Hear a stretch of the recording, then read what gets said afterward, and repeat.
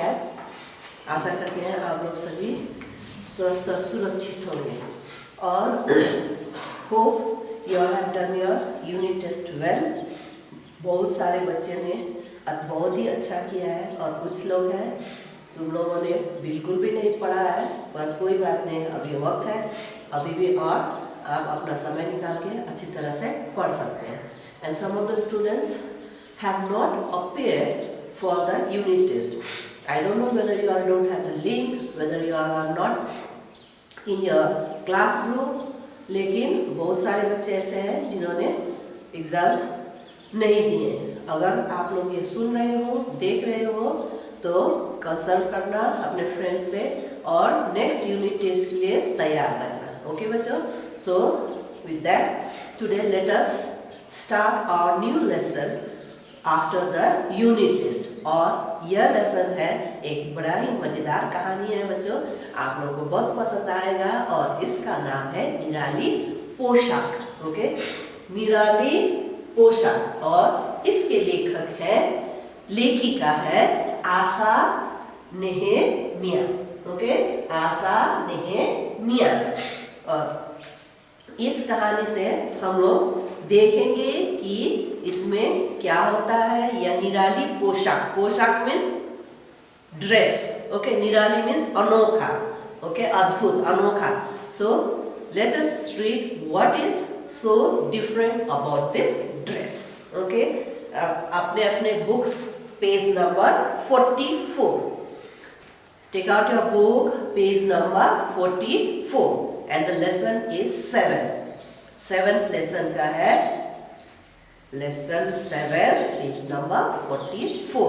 और ये एक हास्य कथा है, बड़े मजेदार हंसी वाली कहानी है। Okay, so let us read निराली पोशाक। What is it? निराली पोशाक। गोल मटोल राम किसी देश का सबसे बड़ा आदमी था। सो उस आदमी का क्या नाम था? गोल मटोल राम। वो कैसा आदमी था?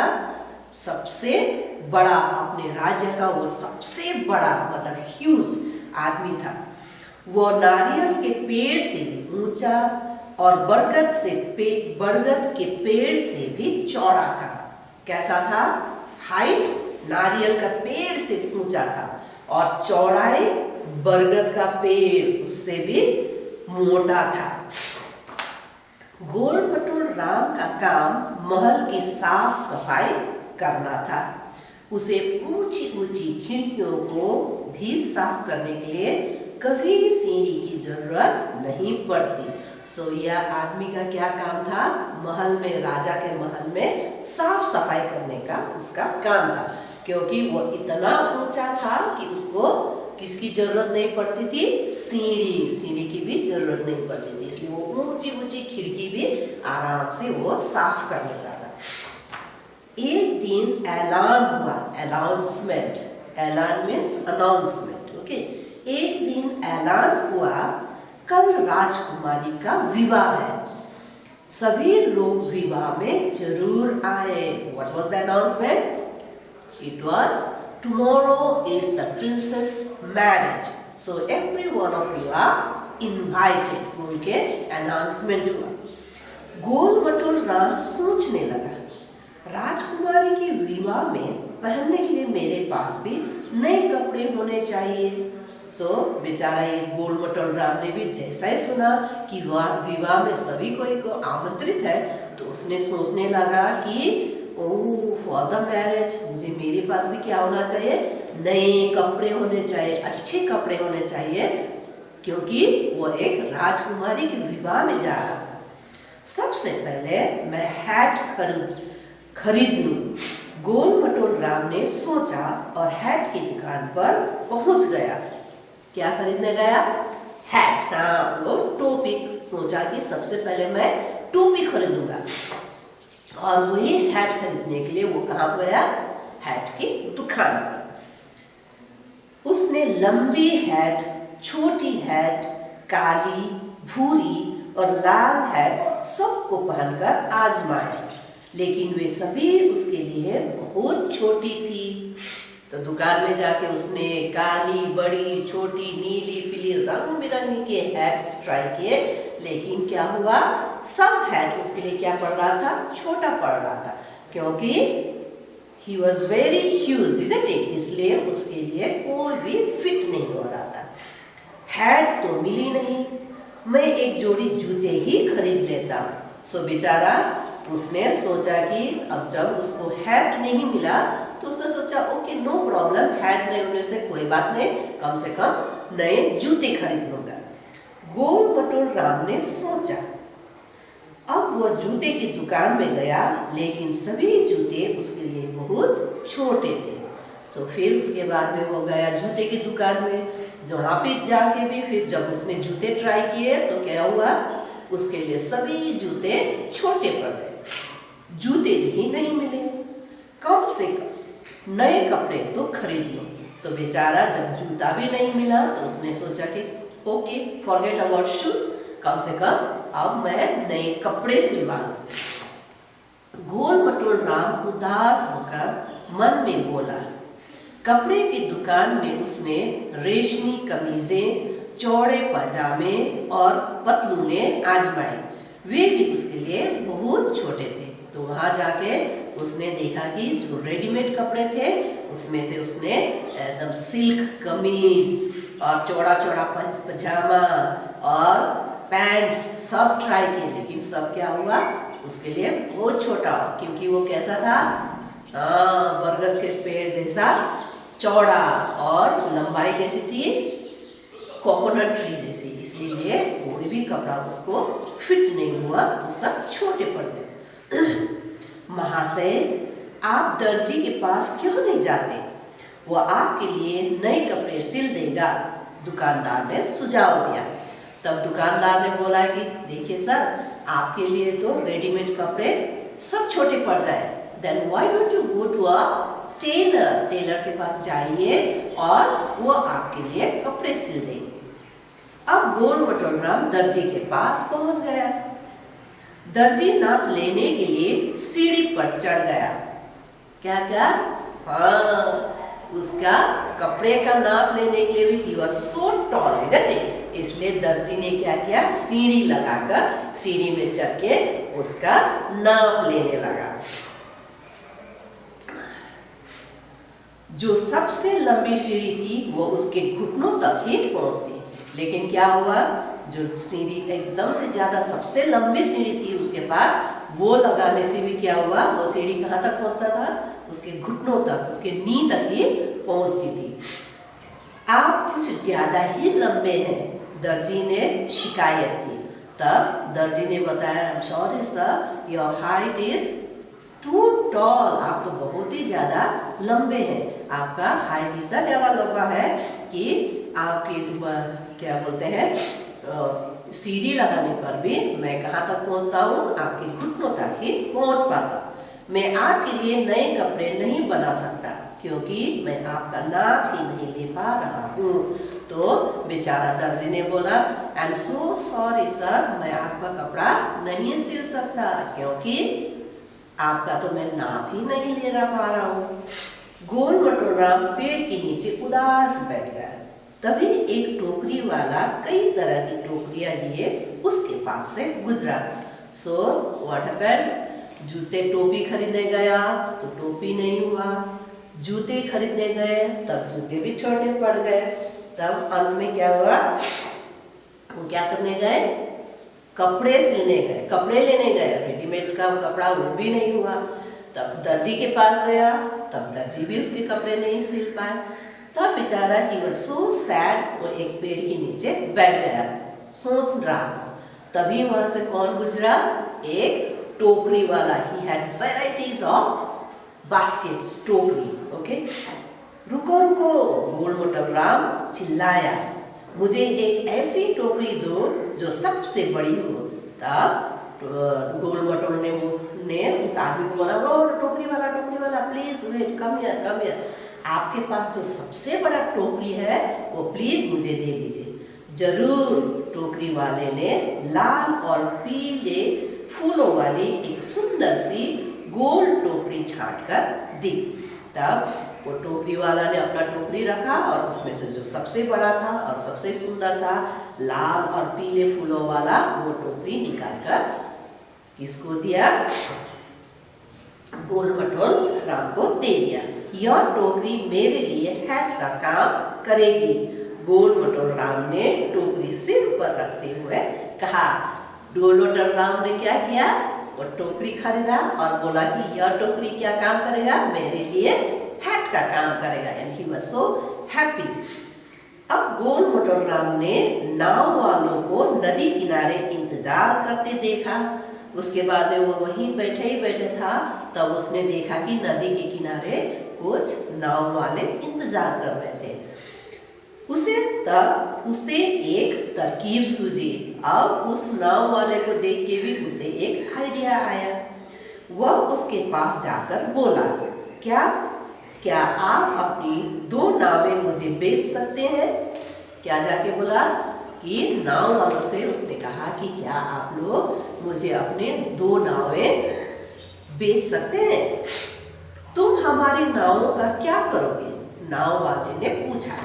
तब उस नाव वाले ने वे सो सरप्राइज देखा और बोला कि what are you going to do with our boat? जरा ठहरो और देखो, गोल मटोल राम ने उत्तर दिया। उसने अपने पुराने जूते उतार फेंके और पैरों में एक नाव पहन ली। उसका पैर कितना बड़ा था? एक नाव जितना बड़ा था। इसलिए उसने क्या किया? अपना पुराना जूता निकाल दिया और जब नाव वालों ने पूछा कि मेरा नाव का क्या करोगे, तो उसने क्या किया? अपना जूता निकाल के वो दोनों पैर 2 नाव में डाल दिए।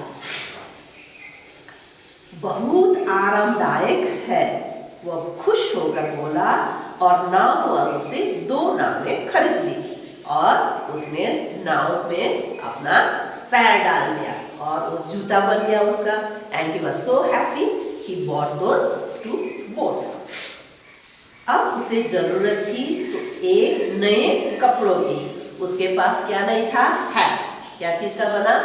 बास्केट। जैसे तो अब वो हो गया। जूते चाहिए थे, जूते फट गए थे, तो जूते के लिए क्या खरीदा उसने? बोट्स, नाव खरीदा। तो दोनों नाव में पैर डाल दिया तो उसके लिए बढ़िया जूता बन गया। अब किस चीज की जरूरत थी? He had to buy a new dress. अब उसे जरूरत थी तो नए कपड़ों की। उसने पंडाल बाबा को देखा जो रंग बिरंगे तंबू बनाकर लगा रहा था। You know what is a pandal? हाँ, सामियाना जो पार्टीज होते समय और जो फंक्शंस के समय में बड़े बड़े फंक्शंस होते हैं तो पंडाल लगता है ना। एंड मोस्ट इम्पोर्टेंटली जो आप लोगों ने देखा होगा वो होगा मेले में, यानी कलरफुल पंडाल्स लगते हैं और सर्कस में भी। तो जब उसने गोल मटोल राम ने देखा कि पंडाल बाबा क्या कर रहा था, उस तरीके के बड़े बड़े पंडाल सी के रख रहे थे या लगा रहे थे, बनाकर लगा रहे थे। आहा, गोल मटोल राम बोला, क्या आपके पास एक तंबू मिलेगा? जरूर, तंबू बनाने वाला बाप बोला और उसे तंबू दे दिया। तब गोल मटोल राम तंबू वाले के पास गया और पूछा, क्या आपके पास तंबू मिलेगा? तो तंबू वाले के पास तो बहुत सारा तंबू था, तो उसने बोला कि जरूर। और फिर उसने गोल मटोल राम ने उस तंबू वाले से एक तंबू खरीद लिया। गोल मटोल राम ने वह तंबू लेकर पहन लिया। कितना खुश था वो। तो अब कलरफुल तंबू, यू नो तंबू, टेंट, बड़ा बड़ा टेंट, हाँ, वो खरीद लिया और खरीद के पहन लिया। And when he saw himself, he was looking so colorful and so different, he liked it so much.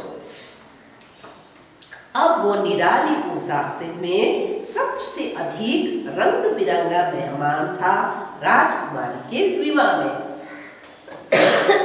सब कोई नॉर्मल ड्रेस में था, कोई सूट में, कोई पजामा कुर्ता में, कोई शेरवानी में, कोई क्या अलग अलग ड्रेसेस पहने हुए थे, costly dress. But Who was looking very different and colorful?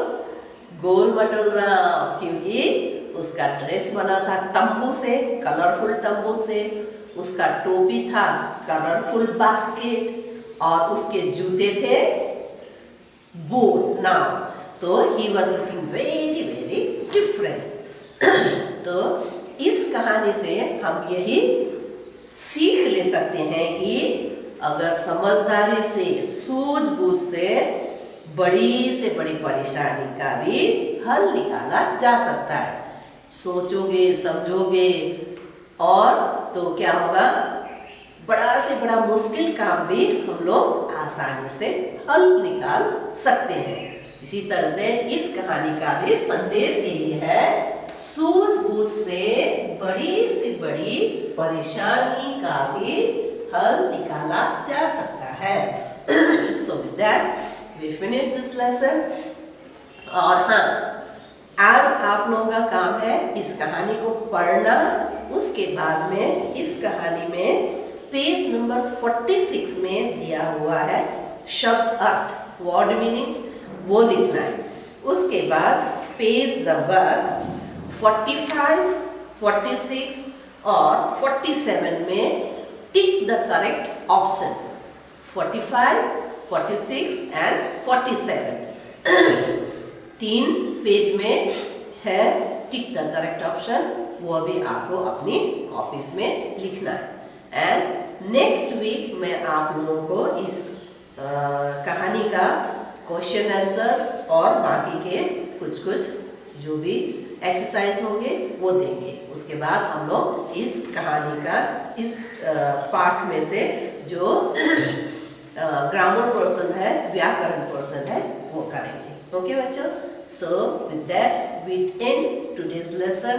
Hope you all are keeping well, keep staying at home and keep yourself safe and don't forget to wash your hand, and of course when you go out don't forget to use a mask. Thank you.